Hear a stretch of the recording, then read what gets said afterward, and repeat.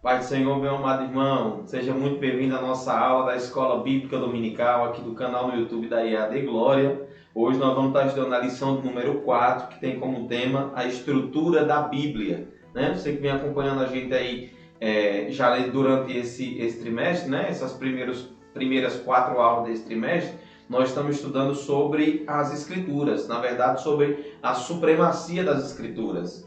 A inspirada, inerrante, infalível palavra de Deus. E nós tivemos aqui 3 aulas iniciais, uma falando sobre a autoridade da Bíblia, outra sobre a inspiração da Bíblia e a lição que foi estudada na semana passada, tratando sobre a inerrância da Bíblia. E agora nós vamos ver a estrutura da palavra de Deus, né? Como é que a palavra de Deus é dividida? Nós temos a noção, né, de Antigo, Novo Testamento, tem divisão dentro dos testamentos, tem divisão dentro do Novo, do Velho Testamento, como é que os livros se organizam direitinho. Nós vamos estar entendendo um pouquinho, né, nessa escola bíblica dominical. Antes de nós entrarmos aqui no conteúdo da Palavra de Deus, ou no conteúdo da lição da escola bíblica dominical, eu quero convidar você, se você for inscrito no canal já, você compartilhar com alguém, comentar a nossa aula da escola bíblica dominical. Se você não for ainda inscrito no canal, quero lhe convidar a se inscrever aqui, para que você possa estar recebendo as nossas aulas da escola dominical e assim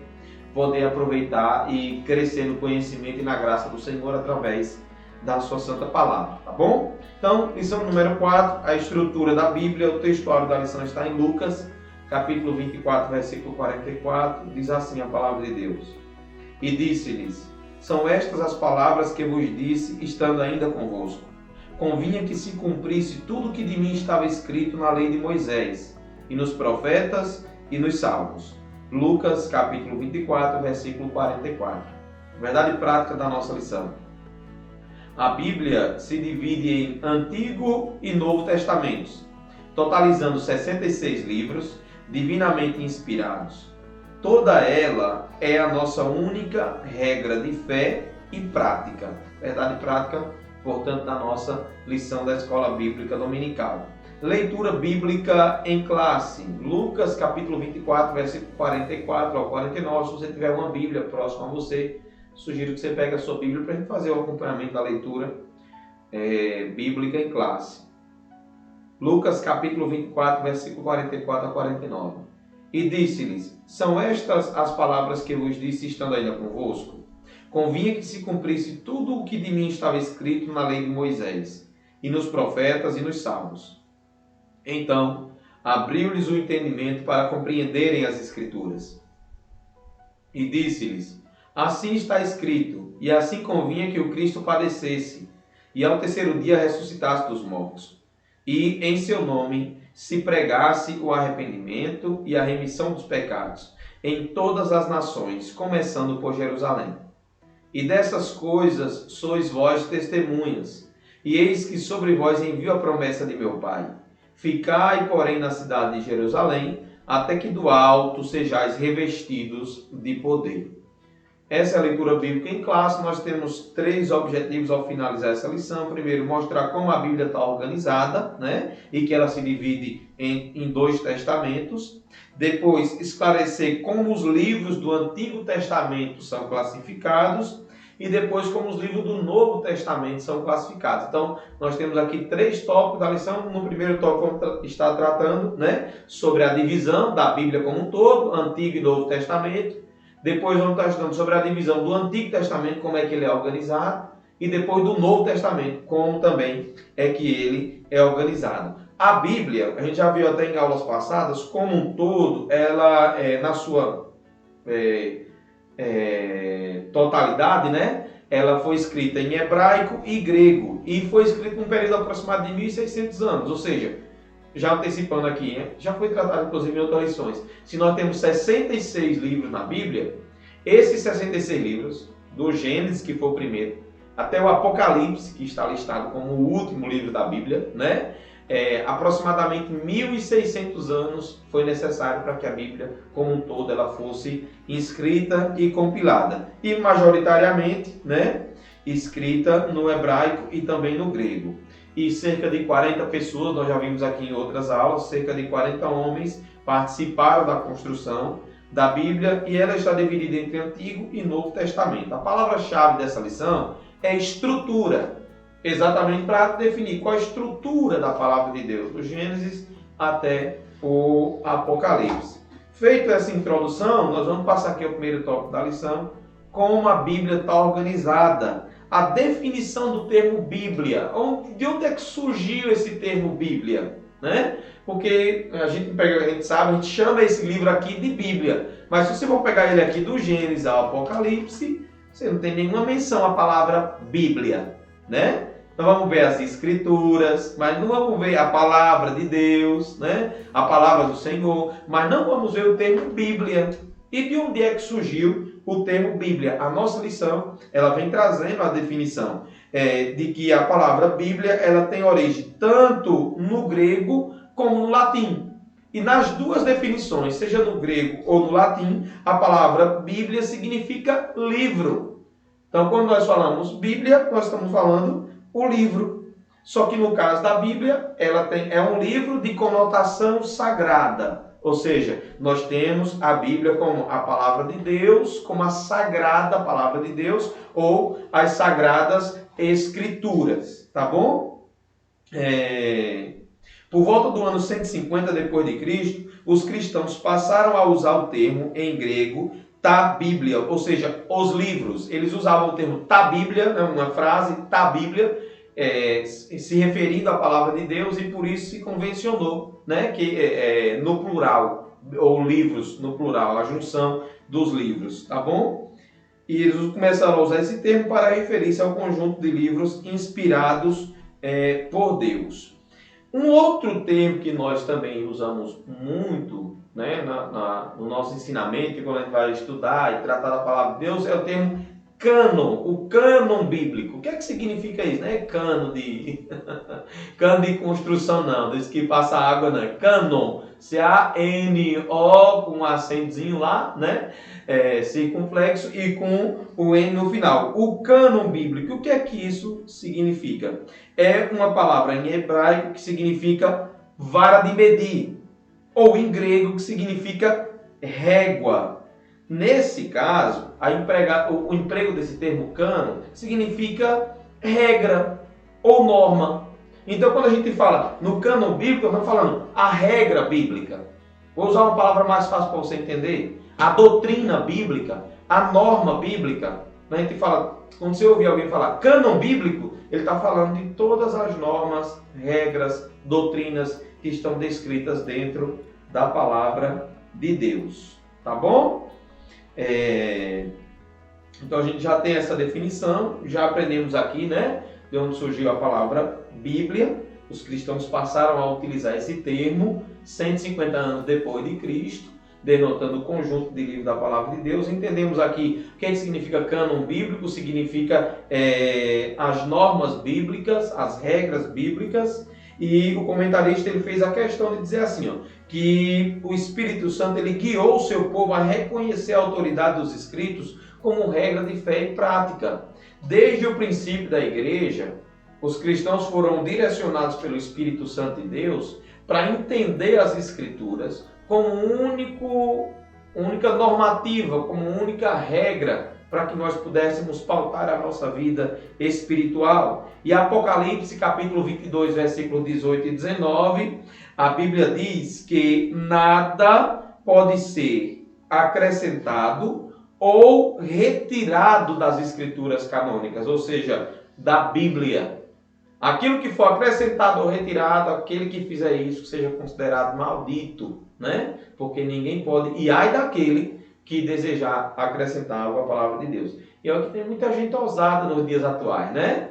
Falando que a Bíblia não diz, acrescentando palavras dentro da boca de Deus, que a Bíblia é a boca de Deus, né? A palavra de Deus é a boca de Deus falando conosco. Então, acrescentando palavras ao Senhor, aquilo que Deus ele não orientou, não determinou para que os homens aprendessem. E precisamos aprender com isso, tá bom? A Bíblia tem 2 testamentos, né? O Antigo Testamento e o Novo Testamento.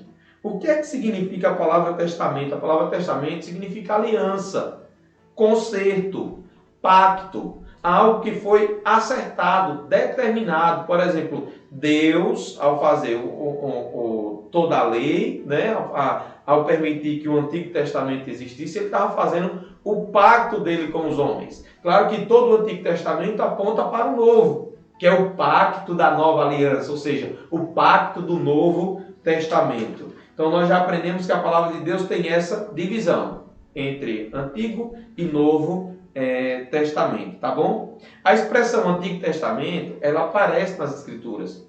Quem inaugurou essa expressão, Antigo Testamento das Escrituras, foi o apóstolo Paulo, escrevendo lá em 2 Coríntios, capítulo 3, versículo número 14, ele se refere aos escritos da Antiga Aliança como Antigo Testamento. Ou seja, o que ele estudava lá, né?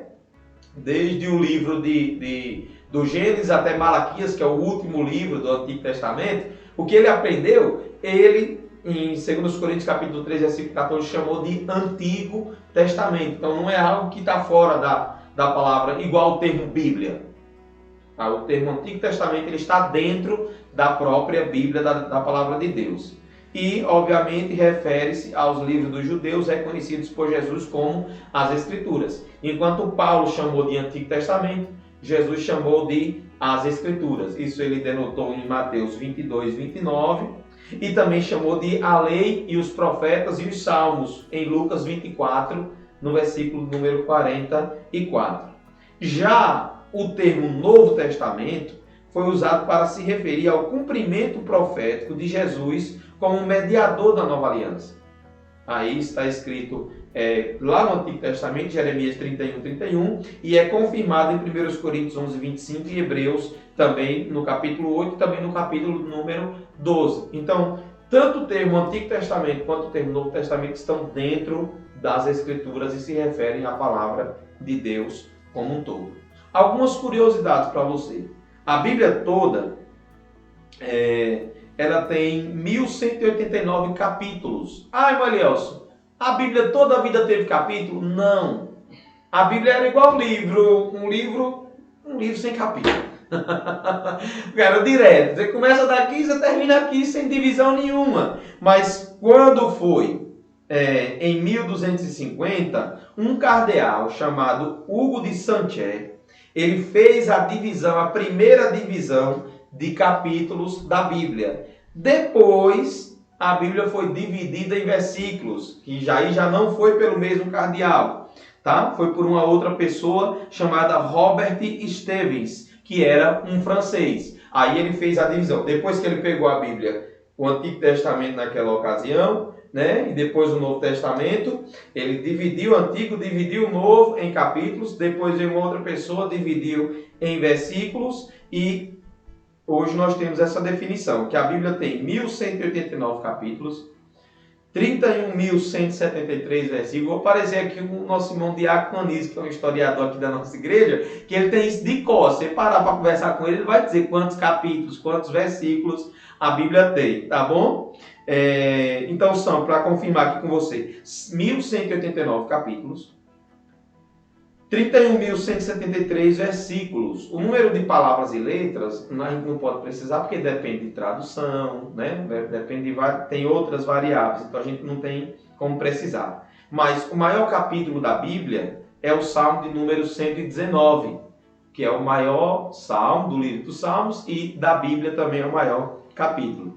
E o menor também está no livro dos Salmos, que é o Salmo de número 117, que ele tem 2 versos, nos orientando a louvar ao Senhor. Depois você pode ler aí o Salmo 117. O maior versículo está em Esté, capítulo 8, versículo 9, que é um versículo muito extenso, e o menor em Êxodo 20 e 30. Tem algumas traduções que o menor, a depender de como é colocado o texto, o menor é Lucas 20 e 30, que lá está escrito Jesus chorou. Tá? Perfeito? A gente fecha aqui o nosso primeiro tópico da lição. Então, nesse primeiro tópico aqui você aprendeu a origem da palavra Bíblia, que significa livros, conjunto de livros, né? O cânon bíblico, que significa a norma bíblica, aquilo que a Bíblia nos ensina como doutrina. Aprendemos aqui que nada pode ser acrescentado e nem tirado das Escrituras, né? Sob penalização do próprio Deus. E aprendemos que a Bíblia tem 2 testamentos, o Antigo e o Novo Testamento, tá bom? Isso aqui, talvez a gente já seja careca de saber, mas nunca é demais a gente reforçar, né? Vamos entender a divisão do Antigo Testamento. O Antigo Testamento, os livros do Antigo Testamento. O Antigo Testamento, ele é dividido nos seguintes grupos. Primeiro, o Pentateuco. O que é o Pentateuco? É a lei, né? Que Moisés escreveu. Gênesis, Êxodo, Levítico, Número, Deuteronômio. Chamado de Pentateuco. Foram os livros que foram escritos por Moisés. Depois, os históricos, que são 12 livros. Tá bom? Isso vai de Josué até o livro de Esté. São chamados de livros históricos. Depois os poéticos, que são 5 livros, que vai de Jó, né, até Cantares de Salomão. Nós vamos ter Jó, vamos ter Salmo, vamos ter Provérbios, Eclesiastes e Cantares de Salomão. Depois os profetas, e aí o livro dos profetas, perdão. Os livros dos profetas são divididos em 2. São os profetas maiores e os profetas menores. Os profetas maiores ssão 5 livros, que vai de Isaías até Daniel. Irmão Nelson, por que são maiores e menores? É porque os profetas são mais importantes um do que o outro? Não. É porque textualmente, você vai observar esses livros, tá bom? Eles têm um conteúdo profético maior. Você vai observar que existem mais profecias nesse livro do que nos outros, que são considerados profetas menores. Não é demérito entre nenhum dos profetas, não, tá bom? E os profetas menores vai de Oséias até Malaquias, que é o último livro do Novo ou do Velho Testamento, tá bom? Já os judeus, eles dividiam o Antigo Testamento em 3. A divisão dos judeus é profetas, salmos e escritos. A lei, os profetas e salmos ou escritos, que é um só, né? Primeiro a lei, Moisés, os profetas, né? E os salmos ou escrito. Essa era a divisão que o judeu tinha, tá? A gente já tem essa primeira divisão que eu citei aqui agora há pouco. A canonicidade do Antigo Testamento. Onde é que nós encontramos a veracidade da norma, dos ensinamentos? O que é que carimba que realmente é real? São 3 coisas. Primeiro, os textos são de inspiração divina. Segundo, o povo de Deus reconheceu. Nós vamos ver vários textos onde o povo de Deus reconheceu a autoridade da palavra de Deus. E terceiro, o povo de Deus preservou. É tanto que você pega a Bíblia, é o livro mais preservado da história. Já tentaram queimar, já tentaram impedir o povo de ter acesso, já tentaram fazer em traduções fechadas só para os cultos, né? E religiosos terem acesso, para o povão não conhecer, mas hoje a Bíblia está popularizada. Então nós percebemos que a Bíblia de Deus, a palavra de Deus, ela vem sendo preservada ao longo dos anos, tá bom? E aí agora vamos para o Novo Testamento. O Novo Testamento, ele está dividido, classificado em 4 grupos principais. Primeiro grupo, os evangelhos. Mateus, Marcos, Lucas, João. Segundo grupo, o grupo histórico, que é formado pelo um único livro, que é o livro de Atos dos Apóstolos, que conta a história da igreja primitiva. E o terceiro grupo, epístolas, que se subdividem em epístolas paulinas, com 13 cartas, de Romanos até Filemão, e epístolas gerais, com 8 cartas, que vai de Hebreus até o livro de Judas. Então, o Antigo Testamento, os evangelhos, o livro histórico de Atos dos Apóstolos, as epístolas, né? E também a 4ª subdivisão, que é chamada de revelação, que é composto pelo livro, obviamente, do Novo Testamento. A gente trata de revelação e já lembra logo de Apocalipse, né? Apocalipse é o livro das revelações. E, mais uma vez, como é que nós reconhecemos a autoridade da palavra de Deus no Novo Testamento? Primeiro, através da inspiração, do reconhecimento do povo de Deus e da preservação pelo povo de Deus. A inspiração, o Espírito Santo, ele inspirou a Paulo, aos discípulos que escreveram o Evangelho, o escritor aos Hebreus, que nós não sabemos se foi Paulo, inspirou a João na ilha de Patmos, a Pedro, quando ele escreveu as cartas dele, 1 João, 2 João, 3 João, nesse caso João, quando ele escreveu as epístolas. Tudo isso o Espírito Santo foi quem inspirou. Depois, a igreja reconheceu isso.